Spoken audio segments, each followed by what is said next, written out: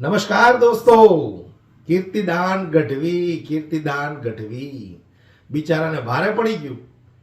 Smart મીટરના વખાણ કરવા કેવા ભારે પડી ગયા.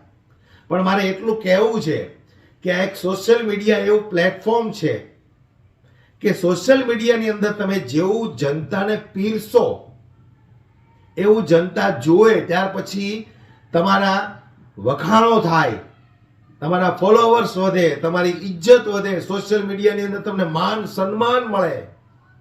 આ બધું જ આ સોશિયલ મીડિયાના પ્લેટફોર્મ ઉપર થઈ શકે છે.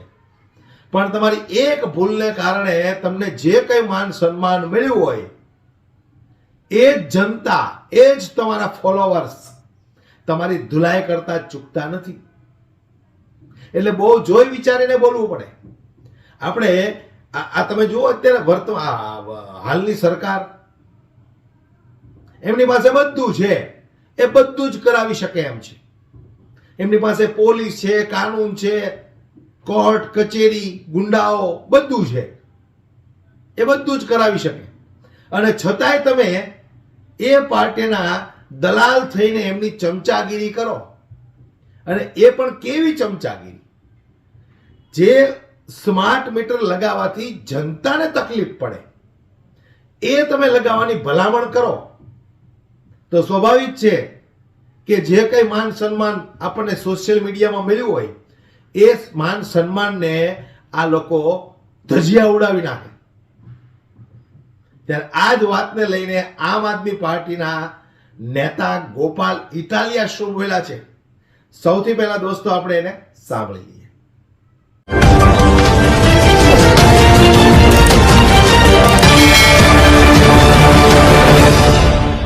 નમસ્કાર દોસ્તો, હું છું ગોપાલ ઇટાલિયા.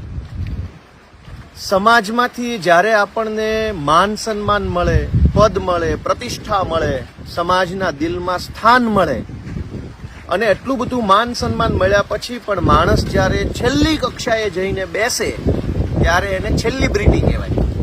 આવા જ ગુજરાતના એક સેલિબ્રિટીએ હમણાં વિડીયો બનાવ્યો અને એવું કીધું કે સ્માર્ટ મીટર લગાવો, અફવામાં આવશો નહીં, ગેરસમજણ ફેલાવશો નહીં, વગેરે વગેરે વાત આ સેલિબ્રિટીએ કીધી. હવે સ્માર્ટ મીટર સારું છે કે ખરાબ છે, ફાયદો છે કે નુકસાન છે, એની ઉપર આજે કોઈ ચર્ચા કરવી નથી.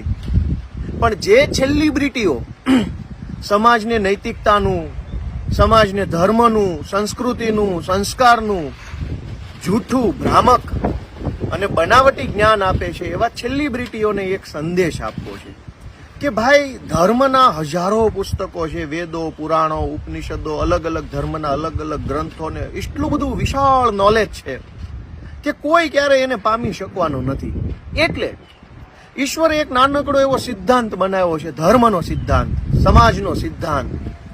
એ સિદ્ધાંત એમ કહે છે કે ઈશ્વરે, પ્રકૃતિએ, સમાજે જો તમને બળ અને બુદ્ધિ આપ્યું હોય, કોઈ શક્તિ આપી હોય, બોલવાની, લખવાની, અવાજ ઉઠાવવાની, વિચારવાની, કે બે પૈસા ખિસ્સામાં હોય એ પૈસાની કોઈ શક્તિ તમને જો ઈશ્વરે, કુદરતે આપી હોય, તો એ શક્તિનો ઉપયોગ ગરીબ માણસ માટે, લાચાર માણસ માટે, જેની પાસે એ શક્તિ નથી એના માટે કરજો.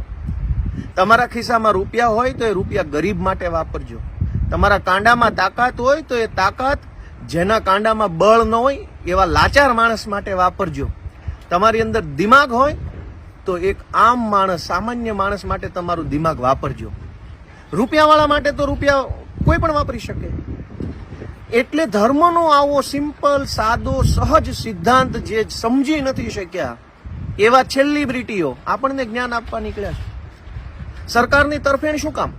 સરકાર પાસે જોઈએ એટલું ધન છે, સરકાર પાસે જોઈએ એટલું માણસો છે, સરકાર પાસે જોઈએ એટલા એન્જિનિયરો છે, સરકાર પાસે જોઈએ એટલી પોલીસ છે, જેલ છે, કોર્ટ છે, કચેરી છે, ગુંડાઓ છે, બધું જ છે. જેની પાસે આ સમાજની તમામ તાકાત છે એની તરફેણમાં ન ઉભા રહ્યો તો વાંધો નથી, એ ખોટું નથી. પણ જેની પાસે કશું જ નથી, ભગવાને આપેલા હાથ, પગ ને મોઢા સિવાય જેની પાસે કંઈ નથી, એવા લાચાર માણસની બાજુમાં જો તમે નથી ઉભા રહેતા તો તમે અધમ કામ કરો છો, પાપ કરો છો, અધર્મ કરો છો. જેની પાસે, અને મહાભારતના યુદ્ધમાં ભગવાન શ્રી કૃષ્ણએ કોનો પક્ષ લીધો? જેની પાસે અક્ષોહિણી સેના હતી, જેની પાસે ધુરંધરો હતા, ભીષ્મ જેવા, કર્ણ જેવા, જેની પાસે બાણાવળીઓ હતા શ્રેષ્ઠ, એવા કૌરવોનો પક્ષ લીધો કે જેની પાસે કશું જ નહોતું એવા પાંડવોનો પક્ષ લીધો? ઈશ્વરે શક્તિશાળીનો પક્ષ નથી લીધો, નિર્બળનો પક્ષ લીધો છે. ઈશ્વરે સત્યનો પક્ષ લીધો છે.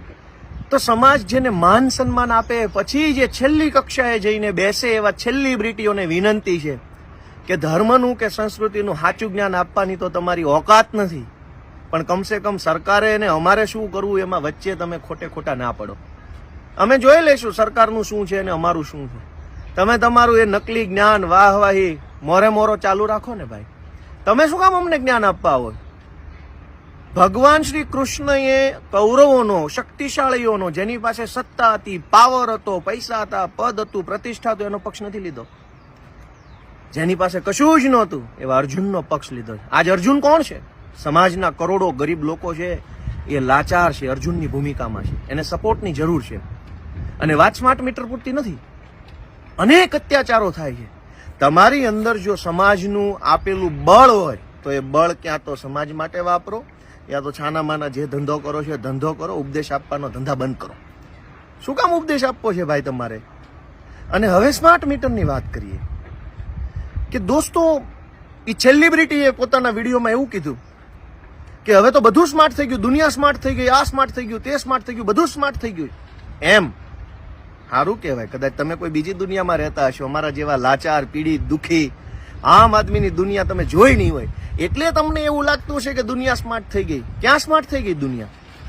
હમણાં ગુજરાતના એક ડાયરાવાળા ભાઈને તકલીફ પડી હતી, પોલીસે FIR લખવાની ના પાડી દીધી. ક્યાં છે સ્માર્ટ FIR? ઘરે બેઠા બેઠા કોમ્પ્યુટરના 4 બટન દબાવો અને મારી જે કાંઈ રજૂઆત હોય એ પોલીસ સ્ટેશનમાં પહોંચી જાય. એવું સ્માર્ટ પોલીસ સ્ટેશન જ નથી બન્યું. અને વાતો કરો છો દુનિયા સ્માર્ટ થઈ ગઈ, હવે મીટર પણ સ્માર્ટ કરી લ્યો. કઈ દુનિયામાં જીવો છો ભાઈ? મારી બધા જ સેલિબ્રિટીઓને વિનંતી છે કે સમાજે માન સન્માન પ્રતિષ્ઠા આપ્યું છે, મજા કરો, એશ આરામ કરો, ગાડી બંગલા લઈને હરો ફરો, સારા ફોટા પાડીને ફેસબુકમાં મૂકો, બાળ બચ્ચાને સુખી કરો. પણ આ સમાજે તમને જે પ્રતિષ્ઠા આપી છે એ પ્રતિષ્ઠાનો ઉપયોગ સમાજને જ્ઞાન આપવામાં ન કરો. સમાજ એનું કૂટી લેશે. સેલિબ્રિટી બનવાની કોશિશ ન કરો. સમાજના પદ પ્રતિષ્ઠાને જીરવો. સ્માર્ટ બની ગયું છે બધું. કેવી રીતે? એક ગામડાના માણસને પૂછો, એક ખેડૂતને પૂછો કે વીજળી વિભાગની ઓફિસમાં ધક્કા કેટલા થાય છે, કેટલી અપમાનભરી પરિસ્થિતિમાંથી પસાર થવું પડે છે. એક નવું લાઇટનું કનેક્શન લેવા માટે વાવાઝોડામાં કે બીજી ત્રીજી રીતે કનેક્શન તૂટી ગયું હોય તો એનો જોઈનિંગ કરાવવાની અરજીઓ આપીને થાકી જઈએ, કામ નથી થતું. ગામની અંદર એક રોડ બનાવડાવવાનો હોય, કામ નથી થતું. હાથ જોડીને માણસ થાકી જાય છે, લાચારી કરે છે. એટલા હાથ તો કદાચ પોતાના પરિવારના વડીલોને નહીં જોડવા પડતા હોય જેટલા હાથ આપણે અધિકારીઓને જોડવા પડે. ક્યાં છે સ્માર્ટ વ્યવસ્થા? મામલતદાર ઓફિસોમાં સ્માર્ટલી કામ નથી થતું, ગ્રામ પંચાયતોમાં સ્માર્ટ કામ નથી થતું, સસ્તા અનાજની દુકાનોની અંદર લૂંટફાટ ચાલે છે, વીજળી વિભાગની અંદર ખેડૂતોને અન્યાય થઈ રહ્યો છે, નગરપાલિકાનું નામ લેવાય એવું નથી. અને સેલિબ્રિટીઓ એવા ઉપદેશ આપે છે કે દુનિયા સ્માર્ટ થઈ ગઈ.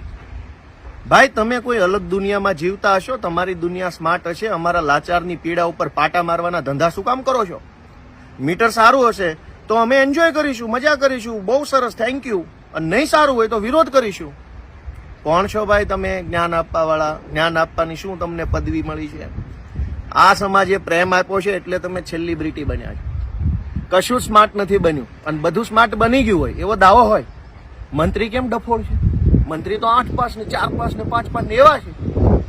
તો જાઓ પેલા તમે જેની દલાલી ને તમે જેનું સમર્થન કરો એને સ્માર્ટ બનાવો પેલા, પછી અમારા મીટર સ્માર્ટ નાખજો. મંત્રી ડફોળ અને મીટર સ્માર્ટ, એ કેવી રીતે ચાલશે?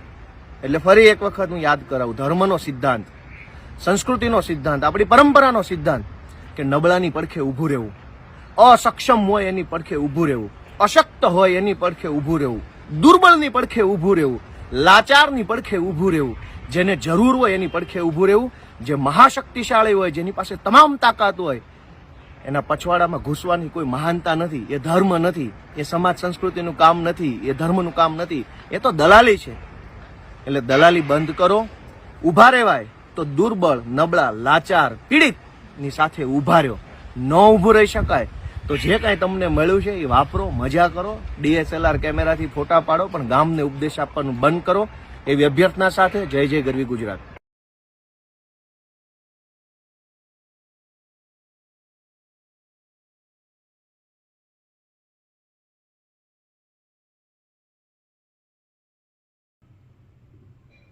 તો આ બાબતે તમારું શું કહેવું છે કે સ્માર્ટ મીટર ઘરે ઘરે હોવા જોઈએ કે પછી કીર્તિદાને જે વાત કરી એ કોઈ એડવર્ટાઇઝ કરવા માટે અથવા તો કોઈ દલાલી કરવા માટે કરી છે? હાલ તમારું શું મંતવ્ય છે મને કોમેન્ટ બોક્સમાં દોસ્તો જરૂરથી જણાવજો. જય હિન્દ.